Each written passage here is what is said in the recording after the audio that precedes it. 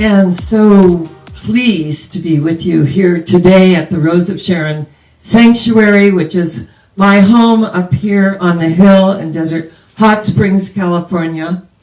And we have learned a few things about doing our services here. One of them is during my presentation, we do put Miss Minnie out because I have plate glass windows and I put bird seed out for the birds. But right now there are 4 chipmunks, 2 squirrels, there's a bunny rabbit, the quail were here, and the doves. And so it's amazing how these species come together and they all eat together. It's like, here is this amazing universal table, and all the species come together. And this is why I love our way of life and why I love religious science. And religious science, remember, was founded by Dr. Ernest Holmes. The laws of science, the opinions of philosophy, the revelations of religion apply to human need and the aspirations of every living soul. And this does move beyond color, race, creed, sexual orientation, and political affiliation.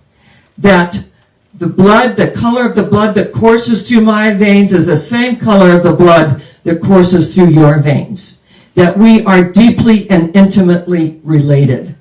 And so as we come together on this November 1st, and we look at the beautiful laws of blessing, the art of blessing, and we're told in the biblical scripture, bless and curse not. Because that which we bless increases in its good, it unfolds miraculously, it is wonderful. And guess what? That which we curse increases. Yes, it does. And that energy comes back to us, pressed down and shaken together. So when we learn to bless every experience, and I love the reading today that Kay gave, that, you know, we bless all of the passerbys. We bless when I'm at a stop sign or I'm at a signal with a red light and people are turning left and they're coming across. I do a silent blessing. Just, I bless you. And what is so wonderful about this sudden burst of light of an anonymous person blessing them down the road a bit may be their miracle. You will not bear witness to it, but you are part of it because you are blessing the energy. And when we have things that happen to us that we feel are not so good, right? That we have things in our experience that we consider negative. We have actually called those in to learn and to grow and to learn the lesson. If we do not learn the lesson, we get to repeat it. And we repeat it until it's learned. And we move, remember, up the spiral. Life is a spiral. And with each new revolution, right? There's disorientation, doesn't feel that comfortable. Then we make that revolution of change, and it's like we've always been there. So today, when we look at the gentle art of blessing and the opportunity that we have, that when things come into our lives, to keep the energy of blessing going. And as we keep this energy of blessing going, where does it eventually come back to? It returns into us, pressed down, shaken together, and flowing over into every single area of our lives. And I want you to know, one of the most traumatic things that ever happened to me in my 45 years in the ministry was I accepted a call at a San Gabriel church that was supposed to be metaphysical, but they weren't really clear about who they were, and it ended up to be, you know, there's the metaphysical and the metaphysicals, right? And so, you know, I was just primed for this experience. And I went in, and there was, you know, their former minister of 22 years was our mentor. She came to the School of Ministry. She was amazing. She was bright, intelligent, loving, and compassionate. And she was like someone that I really had on a pedestal, and wanted to emulate her. And so years go by, and this church that she was the minister at, 10 acres, little motel on the grounds, a beautiful park on the grounds, a children's school of 300 and 60 children in the school. And I was doing the chaplaincy every morning, and they came to chapel. This was all part of the criterion. And I love that because every morning they had the opportunity to be affirmed. Every morning they had the opportunity to start their day with feeling good about themselves and being told how beautiful and wonderful they were. And I did that because I feel that children are not only our future, but there is such an energy within these souls that come in to transform the quality of life on the planet as we know it. This is the new generation coming up. And there was only about 30 people there, and it was, the sanctuary seated really about 700, and it was just an absolutely beautiful sanctuary. And there were so many wonderful things. But what I was stunned, I was shocked, is that paint was peeling, off the buildings. There was pieces of the roof falling off. I mean, I was really stunned because the last time I had seen it, it was in just pristine order when my mentor was the minister. And so I had come from San Diego and had a wonderful, wonderful congregation and community in San Diego. And many of my San Diego people would drive all the way from San Diego to the San Gabriel Valley to hear the message, and so that we could connect. And there was a real love and a bond there. And the people at the ministry that were there when I got there, the 30 people, they thought this was the oddest thing in the world. Why would people come that distance, to hear a message? And they were like stunned. And then when they looked around, I was showing them, the paint peeling off the buildings. They would come and on a Sunday, and they would bring, their paint and their brushes, and they would start painting, and anything that needed to be handled, they were handling it. Now, the people that were there all those years just let it go to rack and ruin. It was like an amazing energy that, and like, I guess, a fog that went over. And then I come in, as the bright light, and I have all these plans and these goals and these aspirations. And I met a lot of resistance. And most of the resistance were from the assistant ministers. There were 5 women assistant ministers who were really upset that they went outside their ministry to bring someone in. Well, they wanted to grow their ministry. They knew that in San Diego, I grew the San Diego Center of Spiritual Living to 3,000 people attending every week. When I disaffiliated and went independent, that changed, because a lot of people feel they need an affiliation, but I feel my only affiliation is with God. That is our affiliation. And what happens in organizations, and we all know it, is that, things happen. And I always say, how many of you have a problem with organized religion when something, seems to go askew that morning? And every hand would always go up. And I said, don't worry about it. We're not that organized, right? So energetically, there were these assistant ministers really working against me. So I was working night and day, teaching night and day, wanting this beautiful facility to grow. My San Diego people were coming. They were painting, they were cleaning, they were refreshing, and we were met with resentment. I was like stunned. I would think that they would be so happy, and what a blessing to have this beautiful energy coming here and transforming our beautiful sanctuary, our buildings.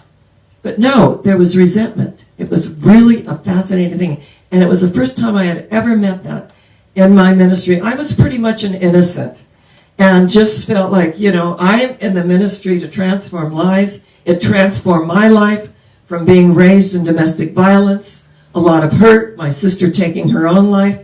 I found this way of life. I embraced it totally. I took every class there was to take, every seminar there was to take. There was nothing left but the School of Ministry, and my husband, Neil Stroud, said, you're a natural. If you do nothing with it, at least you'll have that wonderful teaching that you can go within, and it will always be there. And so he was like my greatest crusader. So when I went into this ministry, and took it from the 30 people in 1 year to 600 people coming every week. We went to 2 services. We had classes. I mean, things that they really, having this amazing facility, weren't taking advantage of. And I was there a year, and I took August off, and I went to Santa Fe, and went to Taos, and I stayed at this wonderful, it was called the Caliente Agua Spa, and I stayed there, and I meditated, and I went within, and I did all the great things in nature that one does on a spiritual retreat. When I had come back, all of the assistant ministers, the little ladies that always said, well, what did we chop liver? And that was really what they did say. And I think the universe said, yes, you are. And because the universe always says yes, right? Whatever we're putting out there. And they had gone to the board and said, you're paying her this amount, and, I actually extended to them and had them step in on Sunday to speak for me so I could extend an olive branch to include them. And I wanted their inclusion and their positive affirmation that we were growing and unfolding. And instead, they went behind my back and said, you can have us, look at what you're paying us each Sunday, and look what, we've got 600 people coming, we've got all these classes, never mind that I was the one teaching them, and I brought in a program called Adventures in Faith. And when I took the leadership seminar with Dr. Robert Schuller at the Crystal Cathedral, his right-hand man was Howard Kelly. And we hired Howard Kelly to show us what is the plan. We want to get our message out in waves of light and transform lives. This is why we're here. And so I took that program in, and it was just marvelous. And suddenly the board said, we're paying you this amount, and then the assistant ministers could actually do all of this now. And so, you really aren't needed. Well, the people went up in arms, and there was like a huge uprising. And this is why people do not like organized religion, because if we practiced the precepts, everything would unfold beautifully to inspire, teach, heal, to share and expand the experience of God's love through all creation. That was our mission. And what happens when we fall short and we go back into negative patterns, and if we do not address these negative patterns, they come up over and over and over again until we address them and heal them. This is what's so great about the 12-step program, is that when you've had the experience of whatever alcoholism or whatever dysfunction it is, and you are healed, then you can serve others, and they listen. So it was an amazing uprising, let me tell you. They decided to take a big vote. They put a big thing out in front. I had a sign made, the light of the San Gabriel Valley. They took the L and made a B, the blight of the San Gabriel. And then they told people I was a witch. Now, yesterday was Halloween, and that, people are coming and they're doing all these things, and how does she get them to do that? Well, isn't it wonderful about free will? Isn't it great how free will, the people, when they love something and you love what you do and do what you love, that they want to give and they want to serve. And if you have a relationship, and I operate from the heart, so I've never really kept my congregation at arm's length like we were told to do. Be a friend to all and intimate with none. I operate from the heart. I've, learned some interesting lessons out of operating from the heart, but I want you to know I wouldn't have it any other way, because I feel that we trust life, and we may have some things that occur in our lives that, we suffer through, but we've grown and we learn, and our heart goes deeper into compassion. Well, they put, this incredible, scandalous stuff out there about me. And it's amazing, even people that were close to me at this ministry believed it.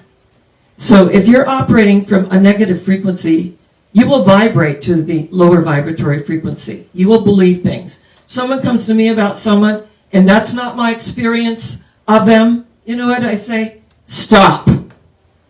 Let's know the truth. Let's see this healed. Let's know that all will be revealed. I do not listen to gossip. But if you're in the public eye, and this was an experience that I needed, and believe me, I have never had an experience like this before or since. And I want you to know I wouldn't trade it for anything, nor would I repeat it for anything. And so they had the, big vote there, and the board vice president got up and, she said that she would like to just welcome everybody, and then she went into her little thing about, the vote and about me, completely political. So I got up on the platform and I said, thank you very much. We're here to have a wonderful talk, and my topic today, whatever that was, I think it was on spiritual realization. And so when they had the vote and voted me out, they hired 4 armed guards to escort me out. This is the day that the blessing absolutely filled me, because as they were escorting me out, and they were sweet, young, cute guys, and they go, you seem like a really nice and pretty lady. We're just so sorry we have to do this. And I said, boys, it's okay. It's okay. I didn't know how powerful I was until this moment. I never saw myself as powerful. I never was out in the world, look at me, how powerful I am. No, it never occurred to me. But the day they had 4 armed guards escort me out of a sanctuary, a church of God, I thought, of course I thought of Jesus, right? And everybody yelling, crucify. I thought, I got it. This is the lesson. This is the blessing. That I am powerful because I am connected to my higher power and a co-creator that I've been speaking about. At that time I was in the ministry 23 years. And now it's 45. My kids were in the audience when all of this was going on, crying. My son-in-law got up with tears in his eyes and he said, and you call yourself spiritual? Look at you! Look at you! Go within your hearts. This woman did everything. She worked night and day to grow this ministry. Look at you! And they cowered. And he was crying, sobbing, and my daughter was as well. And in that moment, as they escorted me out, I could bless the whole experience. And I can tell you, it was really outrageous, the things they said about me. Outrageous. And I just thought about the blessing. I went across the street to a hotel, and over 3/4 of the congregation followed me there. And we began the Center for the Celebration of Life. I just kicked in my ministry from San Diego. My San Diegans, still came. And they were left with this really, a cavern of a sanctuary with a handful of people. And the 5 assistant lady ministers that were going to, take it from there.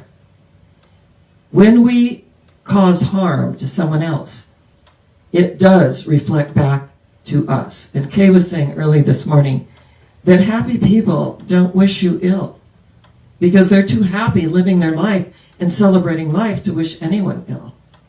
Happy people bless you. And that as we walk our good walk, as Kay shared in her reading so beautifully, that we bless the trash pickup. We bless the nurse.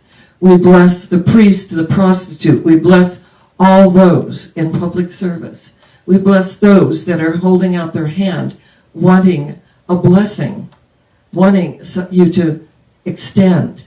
And it was interesting. I had only $5 in my wallet, and there was a woman in front of the post office.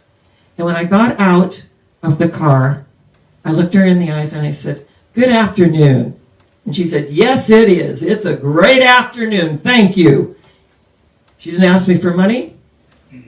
Didn't beg for anything. I went in, went to our P.O. box. And I had only, $5 cash, so I took it out. And I gave it to her and I said, "Get something cold to drink today." And she said, "Thank you for this blessing, and I bless you." And I said, "Thank you so much. I'm just so grateful." And when I got home, in the mailbox, there was a check for $2,000 to our ministry. And what I want you to know is that as we give, we receive. And that as concerned as I've been about not being able to receive a physical offering, our community is receiving value and giving value received. And as we give to a purpose larger than ourselves, miracles happen. The blessings of life happen. So as we open the space for our blessings, let's just really open the space for our blessings and bless everyone we see. Give them a silent blessing and know that this is your blessing. A miracle is upon you. And I bless you. And I greet you with blessings. And I say a silent blessing. And I know that we are one. So I want to just acknowledge our journey.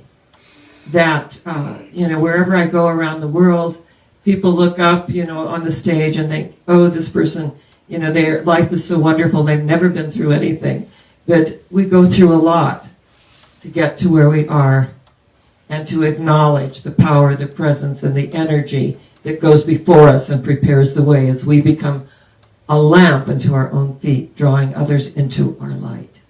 So we're all going somewhere. Where is it? Higher yet. Where is it? Higher yet. Where is it? Higher yet. Because we are in a high place and we will not come down. None of these outer things move me. I am in a high place and I will not come down. And so it is. Thank you so much. It's my joy.